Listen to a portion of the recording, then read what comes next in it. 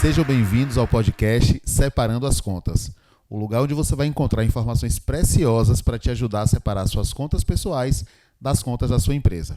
Eu sou Alessio Mascarenhas, sou empresário, sou mestre em gestão de negócios e consultor empresarial e vou te ajudar nessa jornada. Para o meu primeiro episódio desse podcast, eu tinha que convidar uma pessoa muito especial, a minha amiga Mônia da Hora. Mônia, ela é chefe, mas ela não gosta muito de ser chamada de chefe, ela gosta de ser chamada de cozinheira. Ela é professora, ela é coordenadora do curso de gastronomia da Unifam e também é consultora de gastronomia. Mônia, eu quero que você se apresente, fale um pouquinho da sua história, mas me conta aí essa diferença entre chefe e cozinheira que eu nunca entendi. Olá, Alessio. Quero agradecer pelo convite, né? Muito importante esse quadro onde a gente vai tratar de assuntos, né, que é o ponto calcanhar de Aquiles de muito empreendedor.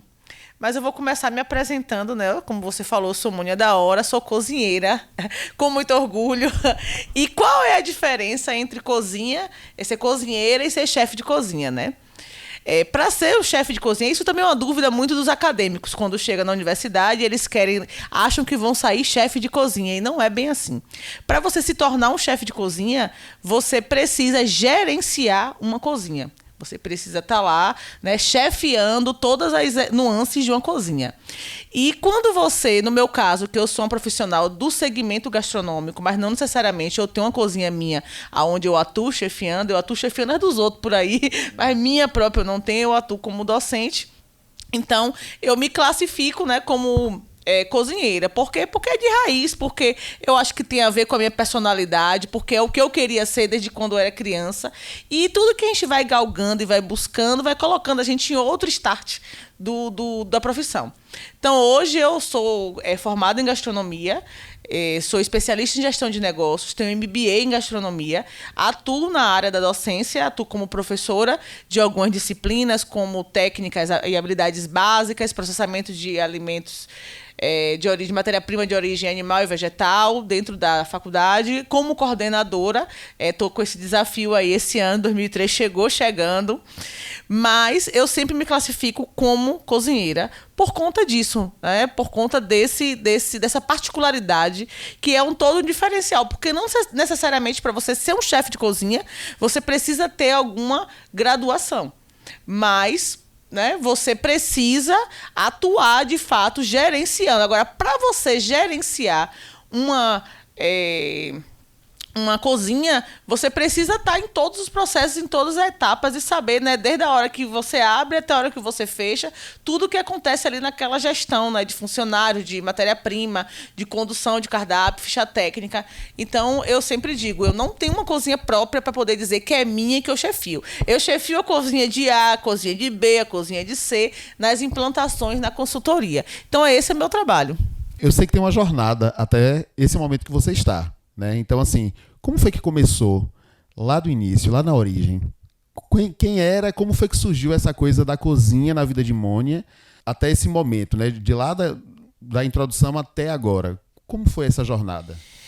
Eu nasci cozinheira, né? De fato, assim, quando eu olho para mim, eu acho que eu teria duas profissões. Eu poderia ser jornalista, se eu não fosse cozinheira. Se a cozinha não tivesse me arrebatado na infância. Então, assim, eu nasci com essa vocação, com esse dom de cozinhar. E quem despertou isso em mim foi o meu avô paterno, que era um bom vivant, que adorava cozinhar nas noites, né, nos finais de semana, cozinhar para a família. E eu, como eu fui criada pelos meus avós maternos, eu acabei me juntando a meu avô para poder auxiliar ele naquela feitura, daquela feijoada que acontecia na nossa família dia de domingo. E aquela paixão pela cozinha, ela foi surgindo. Logo com a adolescência, eu comecei a cozinhar. Uma vez o meu tio me pediu para... Lá em Salvador tem um restaurante chamado Estaleiro, que a família gostava muito de ir, né, naquela época.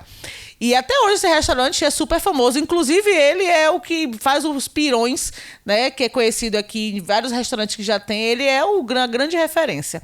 Então, meus tios me pediam para poder reproduzir. E eu, muito nova, com 12 anos, eu consegui reproduzir o pirão de aipim com carne do sol e a salada vinagrete. Aí meus tios diziam que eu já podia ser cozinheira. Então, eu acho que isso, todas essas memórias, né, foram me elevando. Aí, logo na adolescência, adolescência, 20, mais ou menos, depois da adolescência, né, 20 anos, eu passei a trabalhar como cozinheira particular na casa de uma médica que era cliente da avó do meu filho. E a partir daí, foi que deslanchou. Eu fiz um curso técnico em nutrição, aí fui atuar dentro de um restaurante aqui na cidade.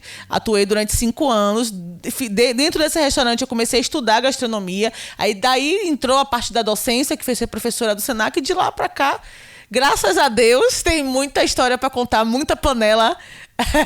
Muita panela na beira do fogão, eu venho carregando. Massa. Então, Mônica, você está me dizendo que isso tem uma relação afetiva com você. Sim. Né? Quando você vai lá, busca na memória, olha, o meu avô, os meus tios. Então tem toda uma construção afetiva também nesse processo da cozinha. E qual foi o dia que você se viu? Não, eu sou cozinheira de profissão. Qual foi o dia que você... Opa, eu sou cozinheira. Eu acho que a primeira vez que eu me vi cozinheira mesmo foi na casa da médica que eu trabalhei. Eu lembro perfeitamente desse dia. Até então eu não tinha acesso, né? É uma menina que veio de uma... Como é que eu posso dizer? Corta, né? Nada, isso é a parte boa do podcast. A menina que veio da periferia, né? A menina que veio tem outras. A minha família é basicamente sertaneja. Então, assim, eu vim com Você é de qual cidade? Qual a sua origem? Eu sou de Salvador. Sou de uma rua chamada... Sou do bairro Fazenda Grande do Retiro. E numa rua chamada Nó de Pau. Bem favela. E com muito orgulho, né? Tenho muito orgulho dessa minha fase, nesse tempo que eu vivi. Eu vivi 17 anos em Salvador. Com 17 anos eu vim embora pra Feira. Eu nasci, cresci na Capelinha e depois fui pra Fazenda Grande. Então Você é vizinha de Xande, do Harmonia. Total. Nessa época, inclusive, foi a época que ele estourou, né? Então, eu cresci e vim morar em Feira de Santana com 17 anos. E aí, eu tive a oportunidade de trabalhar com essa médica. Até então, eu não tinha acesso, né? Porque a minha família, meu avô era muito ligado à feijoada, à dobradinha, a mocotó, aquelas coisas sertanejas. Que meu avô era um homem sertanejo, era um espanhol, mas tinha uma pegada sertão absoluta, né? Baiano, aquela coisa de comer dendê. Então, assim, a gastronomia do meu avô era uma gastronomia muito pesada. Não era uma gastronomia... Meu avô botava um boi e um porco dentro do feijão. Então, assim, era algo muito, muito regional. E com mais ou menos 21 anos que eu tive a oportunidade de trabalhar com essa médica, ela era uma peruana. Ela é peruana. E eu tive a oportunidade de ter acesso a outra gastronomia, de uma outra nacionalidade, né? Que para mim tudo era muito novo. Quando eu cheguei... Preparar um ceviche. Quando eu aprendi, eu dizia, que eu não vou comer um ceviche, mas quando eu aprendi a fazer com a irmã dela, a Simone. Então, assim, eu me apaixonei. E não era só a gastronomia, porque eu gosto da parte cultural. Eu não gosto somente do alimento, eu gosto de saber por quê, como comida é que faz. É um ato político também, né? Político, exatamente. Político, cultural, de identidade. Exatamente. Eu gostava de ir para as festas, eu gostava de ver como eles se vestiam, eu gostava de ver como eles ficavam, como é que eles arrumavam a mesa, como é que eles rezavam, porque tudo acontecia na festa, as bebidas. Eu gostava de ver toda a feitura, porque nesse momento eu auxiliava a irmã, né? Então, assim, naquele dia eu falei, eu quero isso pra minha vida. Eu quero conhecer, desbravar outras culturas, eu quero me apropriar, me empoderar da minha própria cultura. Então, assim, naquele dia, acho que foi o dia que aquela chave virou na minha vida. Que eu poderia, sim, atuar como chefe de cozinha, como cozinheira, tá vendo que chefe de cozinha não se desvincula? Como cozinheira, estar na gastronomia e... E você estudou gastronomia numa época que não era muito comum. Né? Eu lembro que uma dessas conversas que nós tivemos, você falou assim, olha, quando eu vim pra cá, eu tive que desbravar, era tudo mato, né? Digamos assim.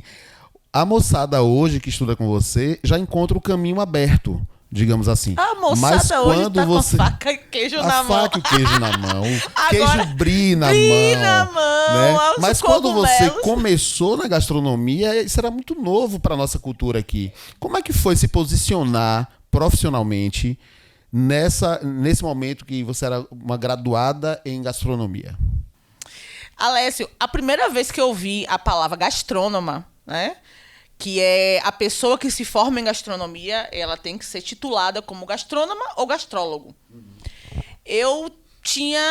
Meu filho tinha mais ou menos uns 2 anos de idade. Eu tava dando mamadeira para ele. Foi num seriado de Natal, foi com o Tiago Lacerda. Eu nunca esqueci daquela palavra que aquele homem falou. Quando ele falou, ele era um chefe de cozinha, foi um seriado, eu não lembro o nome, né? Ele era um chefe de cozinha e ele foi apresentar o prato dele. Ele se apresentou que ele era o gastrônomo e aí ele foi dizer o que fazia um gastrônomo. Naquele dia, eu dando mamadeira para criança, eu falei, isso eu quero para minha vida.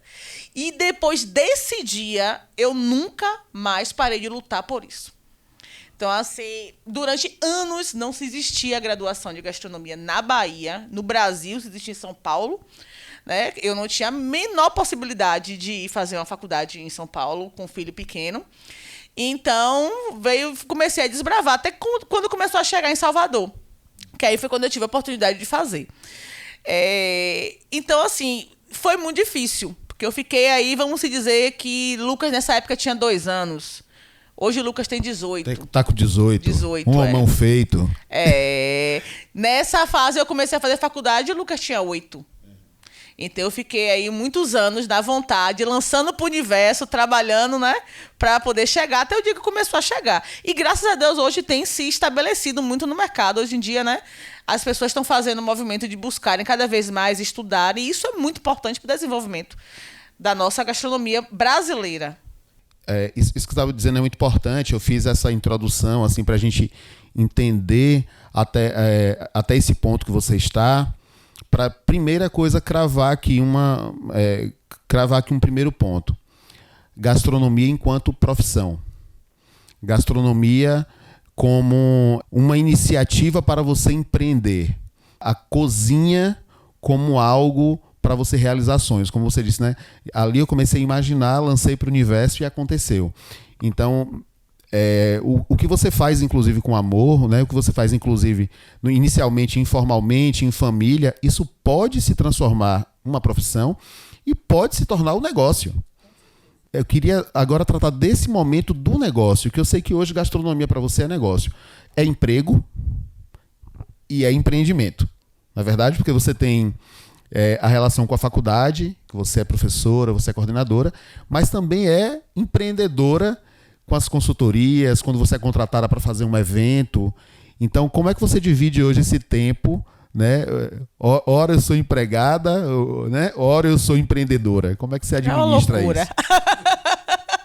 Literalmente é uma loucura. Mas qual é a grande sacada, né? Que eu trabalho, como eu gosto das coisas para o universo. Eu gosto de jogar para o universo, porque eu acredito que o universo escuta e quando a gente, né, profetiza, palavra tem poder. Mas hoje em dia, a minha meta de vida é formar na faculdade e lançar no mercado de trabalho.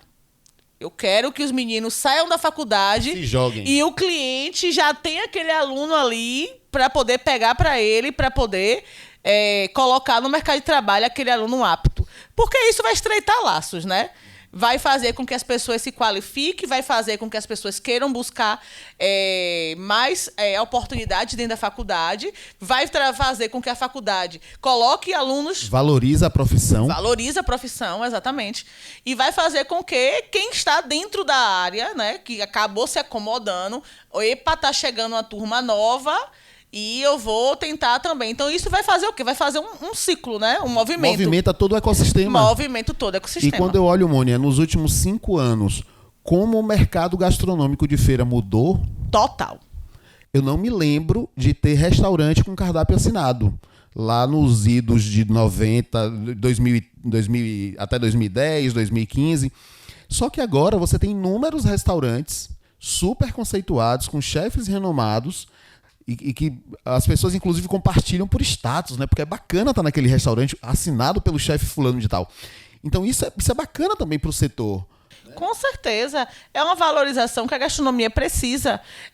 Eu sempre digo que nós, gastrônomos, temos um glamour que a mídia vende muito esse glamour, mas dentro das legislações nós não somos reconhecidos. E isso é um movimento que só tem como mudar com a educação. Não existe outra forma de mudar essa crença se não for com a educação.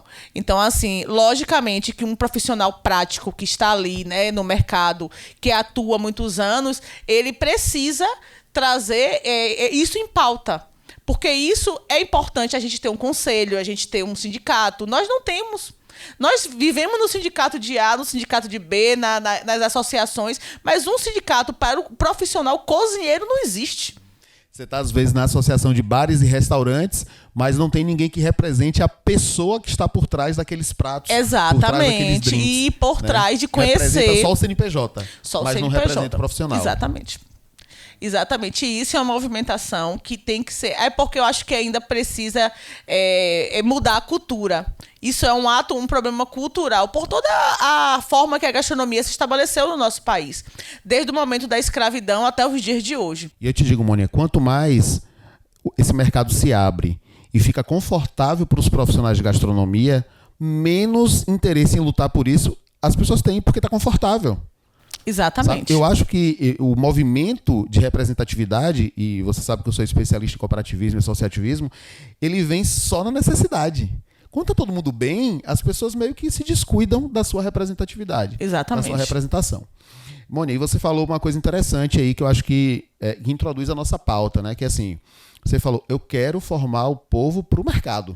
E para esse mercado, ele pode trabalhar como chefe em um restaurante já estabelecido, ou ele pode criar o seu próprio restaurante, seu próprio bar, seu próprio boteco, certo? E aí a gente está falando do cara que é, ou da moça que é empreendedor e empreendedora. Sim. E aí eu te pergunto, uma pergunta perniciosa agora. Deixa eu pensar, viu? Falando com a empreendedora Mônica agora. Nossa pauta é separando as contas. Sim. As suas contas, enquanto cozinheira, enquanto CNPJ, que eu sei que você tem uma empresa, elas estão separadas da Mônica pessoa física ou tá tudo misturado? Tem que ser, né? Senão a gente... Tem que ser, não tem como. Eu tenho hoje uma conta, que é uma conta que vem todos os meus rendimentos das aulas, né, da faculdade. Tem uma conta de pessoa jurídica, que é onde eu coloco as minhas consultorias. Então, o dinheiro da consultoria é um, dinheiro que eu recebo de aula é outro. O dinheiro que eu recebo das minhas aulas é o meu dinheiro que eu pago minhas contas que eu resolvo. O dinheiro que eu resolvo, que eu, no caso, trabalho com a consultoria, hoje em dia eu tenho uma pessoa que trabalha comigo, é o dinheiro que eu pago a parte dela, que eu resolvo as coisas, faço as coisas burocráticas, e o que sobra... o Prolabore. É o Prolabore, exatamente. Às vezes sobra muito, às vezes sobra pouco, às vezes não sobra nada. Eu entendo bem isso. Às vezes você fica muito feliz, mas às vezes você fica na depressão retada. É um trabalho sazonal também, né? Não tem como sazonal, você prever uma regularidade. Não tem como prever. E aí, Mônica, assim, esse assunto é interessante, porque eu tô entendendo que você fica muito à mercê do seu faturamento. Tipo assim, o meu Prolabore está associado ao quanto eu vou ganhar. Eu posso ganhar muito, eu posso ganhar nada, né? Ou eu posso ainda tirar do meu bolso lá da faculdade para cobrir alguma conta naquele mês que não entrou. Ou seja, esse é o típico, é o clássico da falta de separação de contas. É quando a gente não tem digamos assim, um orçamento, um planejamento financeiro, e a gente também não tem um Prolabore. Assim, eu tiro da minha empresa, sei lá, R$2.000 por mês. Não, eu tiro 1.000 quando dá, eu tiro 5.000 quando dá, eu tiro nada quando não dá. Então, assim, esse é um primeiro ponto que eu acho que a gente precisa explorar para essa moçada, inclusive, que está indo para o mercado. Existe um estágio que eu chamo que é de total inconsciência. É aquele momento que você não sabe que o que você tem, que seu negócio é uma empresa. Então, nesse estágio da inconsciência, é normal que as contas se misturem. Até porque o cozinheiro ele começa a fazer comida dentro de casa, usa o fogão da família, né? Usa o bujão, o gás, não sei o quê. E é natural. Não é o momento da separação de contas, porque é quando o negócio está surgindo, às vezes a pessoa não tem nem consciência de que aquilo é um negócio. Sim. Né? Ele está ali praticando, e aí eventualmente ele vende. Mas tem um segundo estágio, que é quando você já fatura, você já se vê como uma empresa, como um negócio, mas que você não separa as contas. Você ainda não tem um controle. Mas você tem a consciência de que, opa, eu preciso separar. Né? Eu preciso separar, porque você ainda tem digamos assim, um conforto de ter um salário fixo, né? Tem a faculdade e tal. Mas a pessoa que só tem a empresa, o empreendimento, o negócio, seja ele formal ou informal, dali tem que sair tudo. É verdade. E aí é onde entram os problemas, né? E aí começam os problemas. E aí, que quando você não separa, quando você não sabe, muitas pessoas nem sabem quanto é que faturam, nem quanto é que gasta com insumos, nem quanto é que gasta com gás. Eu vejo muito isso, eu vejo acontecer com pessoas até que já têm um CNPJ, né, que com empresas que atuantes no mercado, que às vezes precisa de alguém para poder regularizar, para poder, que ele não sabe quanto é que entra, quanto é que sai, quanto é que gasta com insumo. Então, assim, isso é um problema recorrente. Minha empresa, a Sexto Consultorias, ano passado, em 2022, ela trabalhou diretamente com mais de 1.400 empresas. 95% dessas empresas alegavam a mesma coisa. Eu tenho dificuldade de separar minhas contas pessoais das contas empresariais. E aí, retomando esse caso da pessoa que tem um negócio de gastronomia, por exemplo, e que as contas estão misturadas, ela não sabe quanto gasta, que a gente vai falar sobre isso, a gente vai chamar isso de custo variável, que são o custo dos insumos, da embalagem, se ela já tem uma empresa registrada, os impostos, né? E por aí vai. E ela também não sabe nem quanto ela, enquanto pessoa física, quanto é que ela gasta. Quanto é que você precisa para sobreviver por mês? A pessoa simplesmente não sabe. Né? Ela tem uma ideia. Isso é o mas ela horrível, não sabe. Né? E quando ela mergulha nesse universo, que ela vai analisar, que é a primeira etapa da nossa metodologia, que é você mergulhar profundo nas suas contas pessoais. Aí você se surpreende com a reação dos empreendedores que falam, eu não sabia que eu gastava tudo isso. Então vamos lá. Tem o estágio da inconsciência, a pessoa não faz ideia de que tem um negócio, e aí é natural que as contas estejam emboladas. Depois ele tem consciência que ele tem um negócio, ele está faturando, e ele percebe que ele precisa separar as coisas. Tem um terceiro estágio que é a vontade de separar. Não, eu tomei a decisão, eu vou separar as coisas agora. O que é da empresa, o que é meu. Nesse terceiro estágio ele fracassa, porque separar as contas não é fácil, principalmente para nós que temos autonomia. A empresa é minha, o caixa é meu, eu pego a hora que eu quiser. Né? Então, essa terceira etapa é a etapa da persistência. Você tem que fracassar quando você tenta separar e você tem que persistir até chegar no quarto estágio. Que é quando o negócio, conseguir o Prolabore, né? Quando o negócio está rodando e você diz assim, não, meu Prolabore é R$5.000. E ali você vai tirar R$5.000 da sua atividade. Ah, mas sobrou 10 esse mês. Eu ainda poderia gastar mais. Aí você tem que lembrar que a sua empresa é um organismo vivo que precisa de investimento, que precisa de conteúdo para você botar na internet, que você precisa investir e que você deve utilizar esse recurso que está sobrando no negócio e não nas suas contas pessoais. E chega nesse estágio onde muitas pessoas acham que pode, sobrou 10 mil, eu já tirei meu Prolabore e eu posso tirar mais 3. E aí esses 3 que acaba saindo do caixa, 3 que poderia ser reinvestido, né? Poderia fazer N coisas.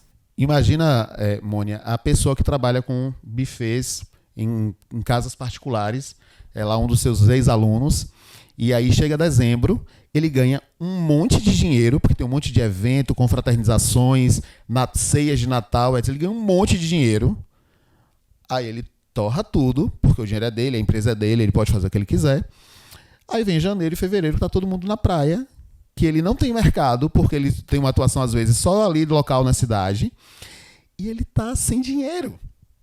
Porque ele gastou dinheiro da empresa, que poderia ter um caixa para remunerá-lo, para pagar o seu Prolabore em janeiro e fevereiro, que são meses de baixa, mas ele gastou tudo por conta, porque ele achou que o caixa da empresa ele podia torrar tudo no Natal, né? Podia viajar no Réveillon. Entende? Entendo. Ele foi lá pro Réveillon do Gostoso e gastou, sei lá, R$3.000 por festa. E agora ele tá, janeiro e fevereiro, numa situação muito difícil. Esse assunto ele é muito importante porque, assim, nós sabemos que até uma pessoa ser reconhecida como cozinheiro ou como chefe, a jornada é longa. A pessoa não se forma em gastronomia e não falta trabalho para mim. Ele tem uma jornada, ele tem que construir essa jornada. Até lá, ele vai ter altos e baixos. Se ele não tiver um CLTzinho, né, uma carteira assinada, ele vai ter altos e baixos. Ele vai ter meses que ele vai ganhar muito dinheiro, meses que ele vai ganhar pouco. E aí vem o desafio de equilibrar essas contas. E eu ouvi você falando várias vezes, eu quero sair, eu quero estudar, eu quero fazer outras coisas, quero ir para o mestrado e tal. Fazer esse turismo gastronômico também é importante para o profissional de cozinha. É o repertório. Olha, a gente pode ficar na academia, a gente pode se debruçar e tem que se debruçar em literaturas, estudar, buscar conhecimento, mas nada aumenta mais o repertório do que você ir lá na França, ir lá na Itália, né? Ir na Amazônia, que é o meu sonho de consumo. E quantas pessoas querem ir para outros países, eu quero cair na mata. Eu quero ter oportunidade de conhecer o Pará, que eu não conheço, e outros estados aqui mesmo, para aumentar o meu repertório. Porque na nossa profissão, eu sempre digo, se vai numa cidade, se tem oportunidade de ir em qualquer cidade, em qualquer lugar do mundo, vai numa feira, procura o centro de abastecimento, vai conhecer a cultura daquele local. Então, assim, precisa ter um repertório amplo para poder, né, saber conduzir aquele trabalho. Porque você tem aquelas memórias, você mesmo que é um rapaz que viaja o mundo todo, você sabe que você consegue identificar a cultura de um país de acordo com a alimentação. Né? Você consegue ter esse feeling de como você conhece. Estávamos conversando sobre Londres, você sabe, a cultura alimentar de Londres não é igual à cultura alimentar dos Estados Unidos. Então, assim, você tem essa diferenciação pela alimentação. Então, a alimentação ela está intrinsecamente em tudo. E considerar isso é importante, Mônia, para que as pessoas sejam mais previdentes com o seu orçamento. Tá? Por quê? Eu preciso entender que para fazer essas viagens todas, para comer uma banda de pacu com açaí lá na Amazônia, eu preciso ter grana no caixa. Tá? Se essa é uma viagem que está prevista no caixa da empresa, não é gasto pessoal. Né? Você está fazendo turismo profissional. Eu já trabalhei em 8 países. Né? E em alguns desses países, por exemplo, para o Peru, eu fui a turismo, eu fui conhecer Machu Picchu, mas eu falei, peraí, eu quero conhecer algumas experiências de cooperativas que tem aqui. Então eu fui para uma cooperativa de turismo, chamada Cocla Tours, fui para uma cooperativa de cafetaleiros, né, de cafeicultores, para entender o sistema de produção deles. Então, se você prevê isso no seu orçamento, como isso é importante para me desenvolver profissionalmente, isso passa a ser um custo da empresa, né, dentro do planejamento dela e não pessoal. E aí, Mônica, assim, a nossa metodologia ela tem 4 etapas. Né? Uma primeira etapa é a gente mergulhar nas contas pessoais desses profissionais. Da Mônia, do Alessio, né, dos seus estudantes de gastronomia. Para quê? Para você entender não só quanto você gasta, mas qual é a estrutura de gastos suas mensal. Você gasta... Quanto do seu gasto está voltado para vestuário, por exemplo, roupa, sapato? Né? Quanto está para aluguel? Para entender essa estrutura de gastos, ela é importante para que eu tenha um número e eu consiga olhar cada fração dele. Quando eu olho cada fração dele, eu vou para a segunda etapa, que é entender as contas da empresa, do negócio. Se eu precisar fazer algum ajuste no meu estilo de vida, eu preciso saber de onde eu vou cortar. Para poder isso ser compatível com a estrutura de gastos do meu negócio. Porque quando eu tomar conhecimento da rentabilidade do meu negócio, né, a gente estava falando antes dos custos variáveis, né? A pessoa não tem uma ficha técnica, não sabe quanto custa fazer o prato dela. Então, assim, quando eu mergulho nessa segunda etapa, que eu vou entender quanto é meu faturamento, que eu vou entender quais são e quanto é meus gastos variáveis, minha margem de contribuição, meus gastos fixos e o meu resultado líquido, aí eu tomo consciência de quanto de prolabore eu posso ter ali. E se o meu prolabore não for suficiente para a saúde da empresa, para cobrir o meu custo de vida, que eu calculei na primeira etapa, eu tenho que ajustar meu custo de vida. Com certeza. Alinhar, né? Para você não corroer o dinheiro do seu negócio na sua empresa, na primeira etapa, ou na sua vida pessoal. Quando você vai para a terceira etapa da metodologia, que é determinar o tamanho do prolabore, e isso não tem uma regra, isso depende muito do estágio que o seu negócio está. Porque meu sonho é tirar R$5.000 todo mês da minha empresa. Bacana, mas nesse estágio da sua empresa, do seu negócio, talvez você só possa tirar 1.000. Ou até 500, né, amigo? 500, pode ter 5.000 no caixa, mas nesse estágio, esse dinheiro não é seu, né? O dinheiro do caixa da empresa não é seu. E na quarta etapa, e quando você toma consciência desse prolabore, a quarta etapa é a gente fazer o exercício de monitorar. Porque eu volto a dizer, você vai fracassar. Porque você vai tentar tirar só aquele dinheiro, vai surgir uma coisa, vai querer ir numa festa, um presente de última hora e você vai no caixa da empresa. Então, esses 4 pontos que a gente trabalha na metodologia é para ajudar a pessoa, por exemplo, um profissional de gastronomia, a ele começar bem a profissão. Para ele também não entrar no ciclo, a gente se acostuma, né? Você tem um padrão de vida de 10 para voltar para o padrão de vida de 5 é difícil. Então, se ele começar certo, se ele começar de 2, 3, 5, ele vai chegar em 10 saudável. Com certeza. E quando chegar em 10, ele vai conseguir economizar, né? Porque a gente sempre tem que, pelo menos 20% do que ganha, tem que deixar lá armazenado. Até porque se surge uma emergência... Né? Eu não gosto nem do termo de emergência, porque acho que quando você fala uma emergência, acontece alguma coisa, você tem que mexer naquele dinheiro. Mas eu digo até uma necessidade mesmo de querer ir para algum lugar extra, aparecer um show, alguma coisa assim, que você quer fazer. Você tem aquele dinheiro ali, eu posso tirar daqui que não vai me fazer falta. Então, eu acho que isso é legal. Eu sou virginiana. Meu signo é virginiano, sabe que virginiano é metódico em tudo. E não é diferente na minha vida, até porque eu sou a mãe e o pai, né, dentro de casa. Então, tudo é comigo, tudo é direcionado a mim. Então, eu tenho que saber controlar, como você está dizendo, tudo. Porque sem um controle, para não acontecer de pegar nenhum centavo do dinheiro que não me pertence, que é o dinheiro que vai ser, que às vezes é até um transporte, que você precisa fazer alguma coisa fora, comer fora quando vai trabalhar. Tudo isso tem que sair, como você falou, da empresa, não pode sair do meu dinheiro pessoal.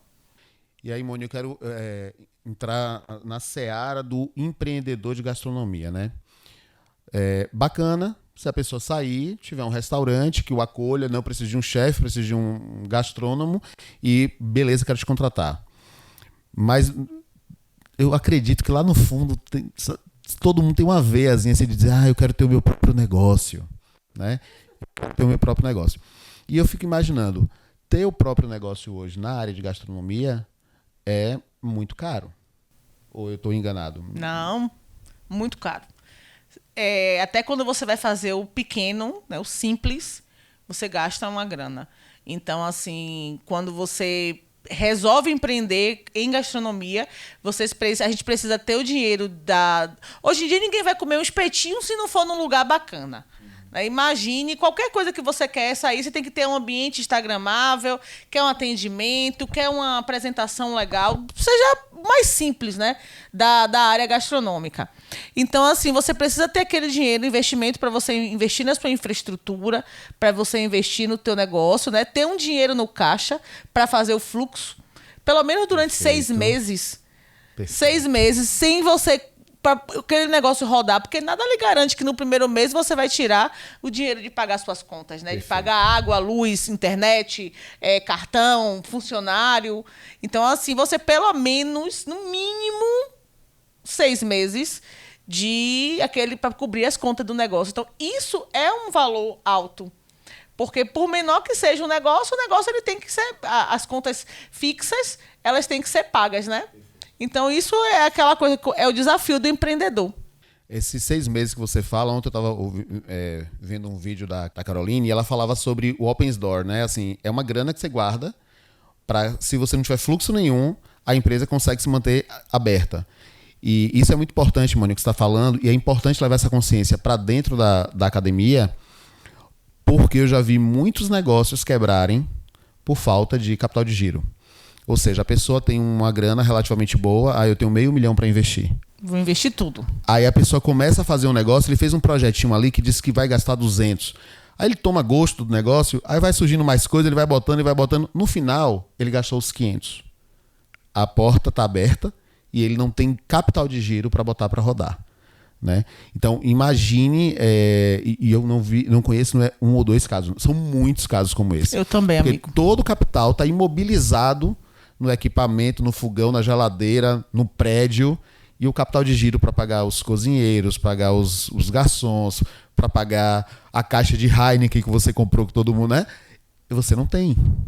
E o giro, no início, às vezes não é suficiente. E você tem outros gastos. Você tem gasto com marketing, você tem gasto com tráfego pago para poder fazer a sua marca chegar com as influencers, uma série de coisas que se você tiver sem capital de giro, você não faz.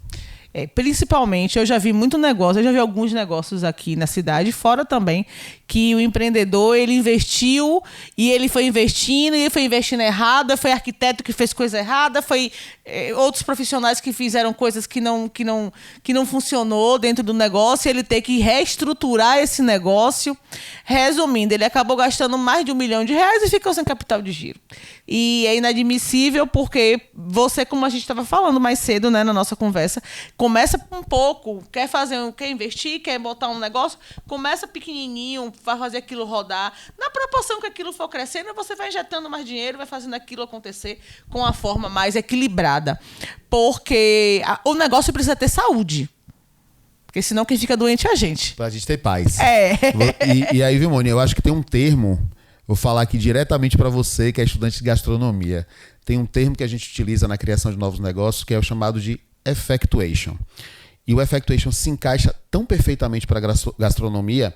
Effectuation é uma teoria da Sara Saravashi, né, uma doutora super renomada, que diz o seguinte: você pode começar qualquer negócio partindo do que você tem.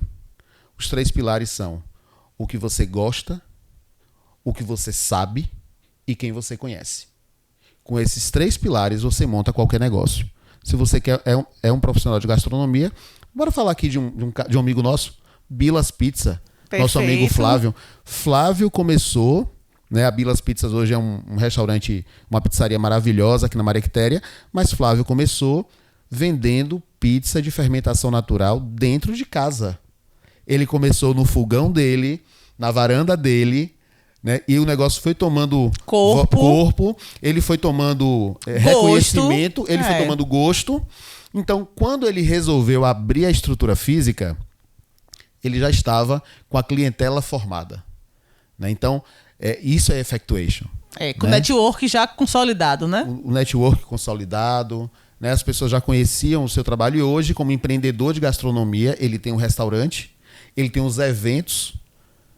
Tive uma ideia aqui, eu vou chamar Flávio para bater esse papo aqui. Eu acho que ele precisa contar essa história. Maravilhoso, Eu tô aqui contando a história sem conhecer, eu vou chamar Flávio. E faltou a pizzazinha dele aqui, né, amigo? Flávio, você patrocina, Flávio, patrocina. Você está desafiado a vir participar do nosso próximo podcast, viu? Já bota na sua agenda aí. Me traga para poder fazer assessoria, por favor. Já quer comer a pizza aí.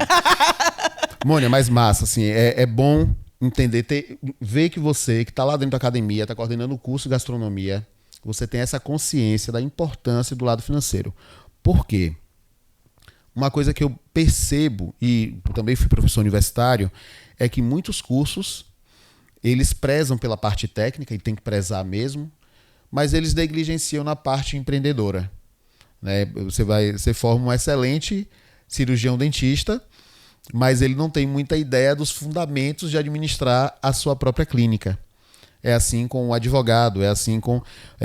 Por isso, a gente tem profissões que são muito bem remuneradas e as pessoas são extremamente endividados. Né? Porque essa consciência do empreendedorismo, ela não está dentro da academia. E essa clareza de separar as contas pessoais das contas do negócio também não é uma coisa muito estabelecida, não é cultural. Então, você, como coordenadora do curso, ter essa consciência é muito importante. Inclusive, vou vender meu peixe, né, claro, filho? Por favor. Inclusive, temos uma disciplina que é empreendedorismo. No 3º e no 4º semestre. Justamente para poder fazer com que esse profissional chegue ao mercado pronto, né? Tanto para poder empreender, se ele quiser ter o negócio dele, como para gerenciar o que ele for ganhar em relação à CLT que ele seja. Então, existe essa disciplina que a grade foi montada pensando em formar esse profissional completo. E empreendedorismo, eu acredito que o profissional, hoje em dia, aquele formato, como você traz aí do dentista, ele é só dentista, não funciona mais. Ele precisa ser empreendedor, ele precisa ser influencer. Se ele não entender de redes sociais também, ele não vai ter uma boa venda. Hoje em dia, o menino que o doutor, o dentista que eu vou, ele é o maior blogueiro que tem. Por quê? Porque ele vende o peixe dele, ele vende a clínica dele e a gente tá lá o tempo todo olhando os stories dele. Tudo que ele faz, ele posta. Então, hoje em dia, o profissional ele precisa ser assim. E, às vezes, eu vejo muita gente da área de gastronomia, eu não gosto de botar as caras. Se você não botar... Não vai vender, né? Não vai vender. Você não vai vender.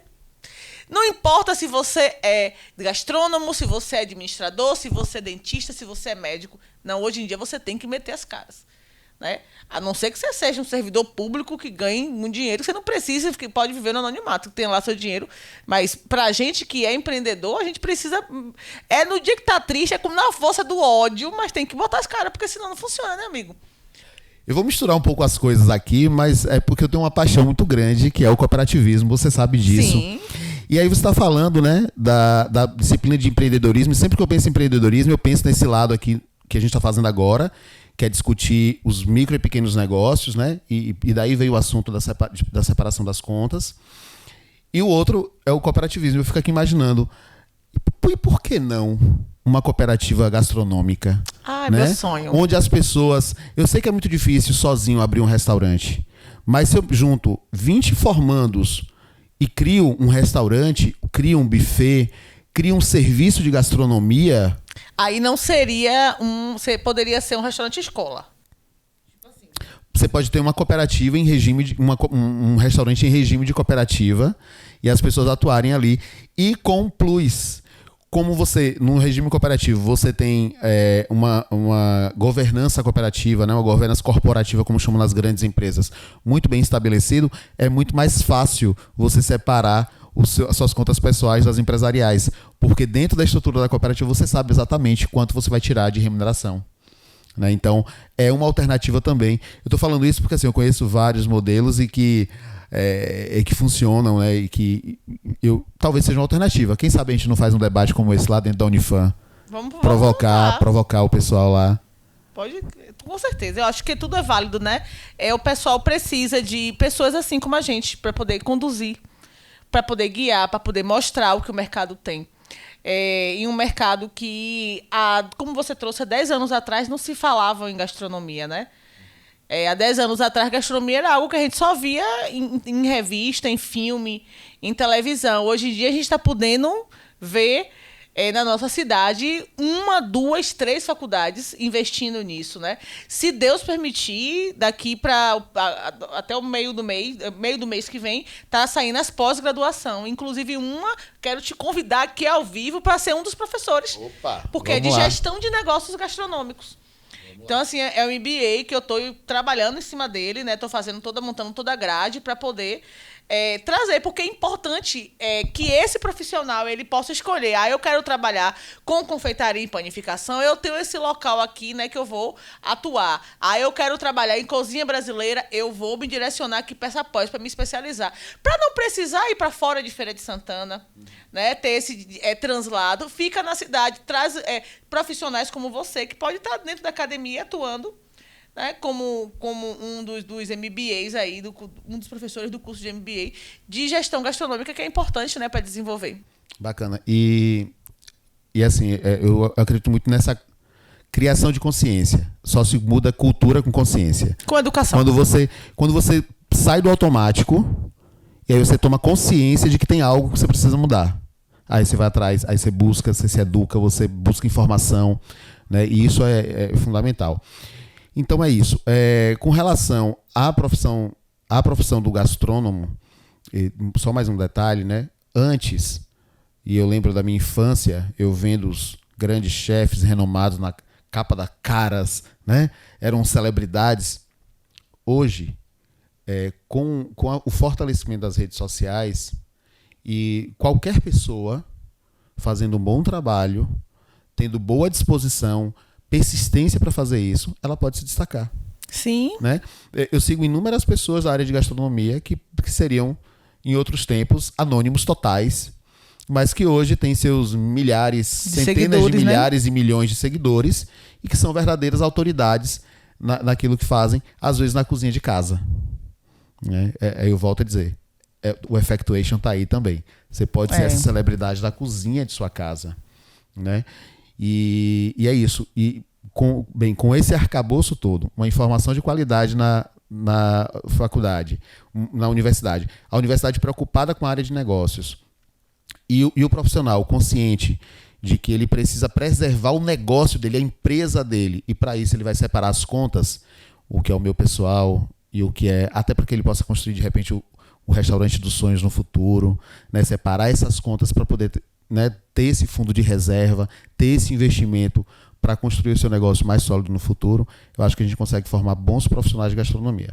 Sim. Né? Boa educação, consciência financeira e um sonho, uma ousadia. Né? Eu acho que o sonho impulsiona. Poxa, a pessoa começa a visualizar a empresa dele, aí ele começa a abrir mão de, não vou gastar com isso aqui agora não, porque no futuro eu vou ter o meu restaurante. Eu acho que com a certeza. ousadia ajuda. A ousadia E essa questão da visualização, né? Acho que eu sou muito disso, sou muito esotérica. Eu acho que quando você começa a emanar para o universo, você começa a trabalhar, você está estudando, você está buscando, você está fazendo ali, né? Fazendo a sua parte. Sua parte, acho que não tem como não funcionar. Mônia, e para a gente ir encerrando aqui, fala para mim, e o futuro, Mônia? E o futuro de Mônia? Ai, amigo. E Mônia da hora? E a hora futura? Como é que vai ser? Qual é a perspectiva? Ai, amigo, meu sonho é ir morar. Meu sonho da vida, como eu vim falando com você, meu sonho da vida é que meu filho se engrene na vida profissional dele, que vive, eu possa viver em outras culturas, eu possa buscar outras culturas para aumentar o meu repertório. Voltar, talvez, a ser estudante em outro local, estudar. Eu já venho buscando um mestrado. Já é algo que já está no meu radar, né? Que às vezes a correria do dia a dia de trabalho às vezes não faz você focar, mas é algo que eu preciso, até por estar num cargo tão importante, conduzindo o curso de gastronomia na faculdade, na Unifam. Mas eu penso em passar uma temporada fora, buscar conhecimento, aumentar meu repertório fora do país.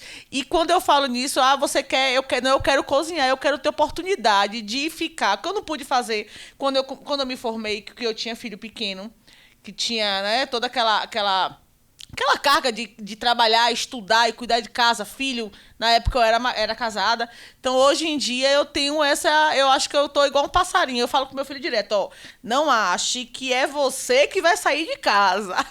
Porque a sua mãe, ela é ao contrário. É sua mãe que vai sair de casa e você vai ficar aqui.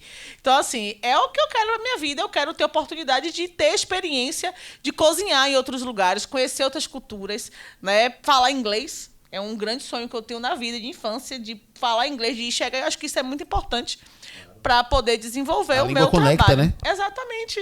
Conecta, e quando você fala inglês, você tem a oportunidade de entrar. Até porque você vai... Em qualquer lugar.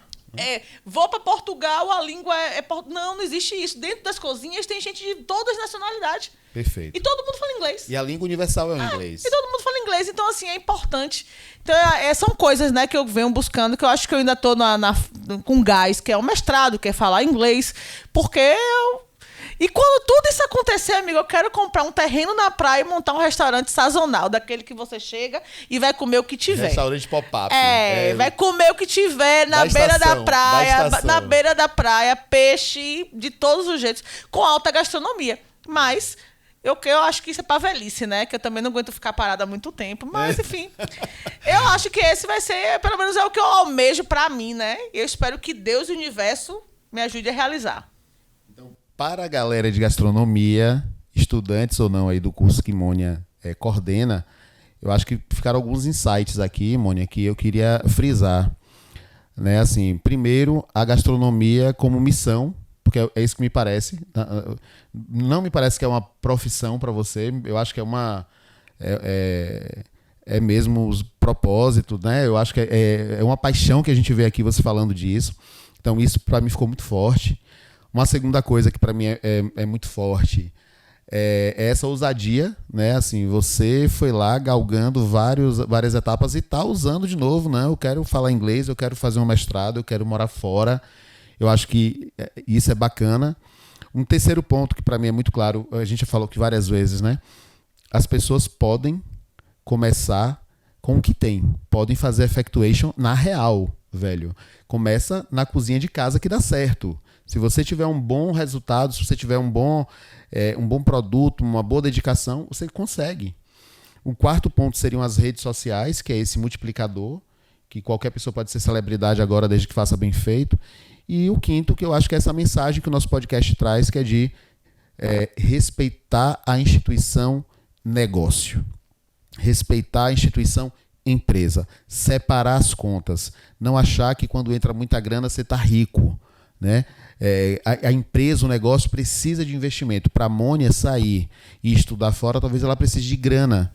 Né? Talvez não, né, amigo? De muita grana. Muita Ainda grana. mais que eu quero tomar vinho, que eu não quero também com a vida de estudante turismo 100% gastronômico, né? Quero tomar vinho, quero ir pra Londres, quero ir pra Itália, então eu tenho que ter muita grana pra sentar nos restaurantes top e fazer publicidade. E, é claro. Porque eu não tô lá somente pra gastar dinheiro. Ainda vai ganhar dinheiro de lá ainda. Exatamente. De repente eu posso conseguir fazer um intercâmbio, um mestrado fora, e aí eu vou estudar, arrumo um restaurante pra trabalhar. Gera conteúdo. E tá tudo inserido. E assim, Mônia, isso tem tudo a ver, se isso é um plano profissional e se isso está na projeção da sua empresa, do seu negócio, essa reserva que a gente falou mais cedo, né, esses 20%, 25% de uma reserva, ele pode inclusive ter esse nome, né, assim, a reserva trabalhar fora do Brasil, né, para que a gente tenha consciência de que aquela grana que está ali eu não posso mexer quando o meu carro quebrar. Eu vou ter que dar outro jeito, outro pinote, mas naquela grana eu não vou mexer, porque aquela grana é da empresa, é do negócio. E para eu desenvolver a minha empresa aqui no futuro, quando eu voltar a abrir meu próprio restaurante, eu vou precisar desse investimento. Então é isso. Mônia, eu quero deixar você para falar aí suas palavras finais, te agradecer demais por esse bate-papo. Eu acho que é importante, Mônia, a gente que está na estrada, a gente levar essa mensagem, né, contar um pouco a nossa história para que a gente inspire outras pessoas e para que as outras pessoas não tropecem nas mesmas pedras que nós. Tem um ditado lá em Baixa Grande eu ouvia muito, que era assim, ó, burro é quem aprende com o próprio erro. Né? Se outras pessoas já erraram, você não precisa errar de novo. Erre em outras coisas, mas no que já, né, as pessoas já podem passar, você não precisa passar por isso. Por isso também as mentorias. Né? Você é mentor, aí eu sou mentor. O que a gente faz, na verdade, é trazer a nossa experiência para ajudar as pessoas a não cometerem os mesmos erros. Os erros vão existir, mas alguns a gente pode evitar. Então, deixar para você fazer seu fechamento e a gente encerrando esse podcast aqui. Ai, amigo, eu te agradeço. Te agradeço porque eu acho que isso aqui é um tema que precisa ser pautado. Né, nos negócios gastronômicos ainda vivemos em uma... Não são todos negócios, claro. Tem muita gente aí que tá atuante, que já tem uma noção. Mas tem muita gente que ainda vive nessa fase aí de, como você trouxe, né? Da negação. É mais ou menos isso. Da inconsciência, da inconsciência. Então tem gente que ainda vive, tem gente que já... Tem negócio que já roda, que já anda, mas nem acredita que é o próprio negócio. Porque as pessoas, elas não acreditam em si. Olha, Alessio, quando eu resolvi... Lembra que eu falei que eu escutei gastronomia uma vez? E eu fui correr atrás de ser uma gastrônoma? Eu nem uso esse termo gastrônomo. Mas eu sou gastrônoma, de formação. Eu depois falei assim, ó, eu quero estudar, eu quero ser professora universitária. E logo apareceu o Senac da minha vida, e depois as faculdades abriram, eu comecei a dar aula em outra instituição, até migrar para a Unifam. E... assim foi com a coordenação e assim vai ser com a viagem para Londres, para as Europa, para a Amazônia. Eu acho que tudo é você ter meta. É você, como você falou, é visualizar, é pensar, é focar, é economizar, é tentar buscar. Eu acho que é isso. Eu acho que as pessoas é mentalizar, é acreditar em Deus, acreditar, trabalhar, porque também não é ficar em casa vivendo de luz. Porque nada acontece quando a gente não é, a gente tem que sair para guerrear mesmo. E é sobre isso. Então, assim, acho que os alunos eles têm uma grande facilidade, porque eles estão com um campo. E tiveram pessoas que abriram esse campo e tem pessoas que estão ajudando a construir esse campo para que eles consigam jogar. Então, na minha época, tinha um mato. Era tudo mato quando você chegou. Arthur, Olivia, Rita e todo mundo que a gente queria um cogumelo, a gente só via na televisão, porque a gente não tinha. Ou então tinha que trazer de Salvador, que era uma fortuna. Até que os mercados, as coisas foram se encaixando, a globalização foi ajudando, a internet. Hoje em dia a gente consegue encontrar tudo em Feira de Santana. Um item ou outro que a gente não encontra aqui. Né? Então, isso já é um campo aberto. Já é um campo construído para esses alunos. Então, assim, eu acho que agora eles têm que se aproveitar, se organizar, e tentar trabalhar da forma mais limpa, transparente, com comprometimento, responsabilidade. É isso. Massa. Gente, eu recebi aqui no primeiro episódio do podcast Separando as Contas, Mônia da Hora, essa cozinheira de mão cheia, professora, coordenadora, consultora, em breve international. Ai! Sobre isso, gente, não aguento me ver, preciso. Vai ser insuportável quando voltar da Europa, Preciso mas tudo casar bem. com italiano, amigo. Ela tá procurando Nem voltar. tá procurando os atalhos, A viu, meta gente? não é nem voltar. E esse podcast, ele tem como propósito ajudar você que tem uma pequena empresa a ter consciência da importância de separar suas contas pessoais das contas da empresa, visando, primeiro, você ter saúde financeira na sua vida pessoal. Não sei se vocês sabem, mas a grande motivação de muitos divórcios, por exemplo, são problemas financeiros. Então, quando você tem saúde financeira pessoal, você vive melhor, você vive mais tranquilo, você tem qualidade de vida, e você tem também saúde financeira na sua empresa, para que você possa prosperar, investir, gerar emprego, gerar renda, se desenvolver, ganhar dinheiro para viver a vida que você quer ter.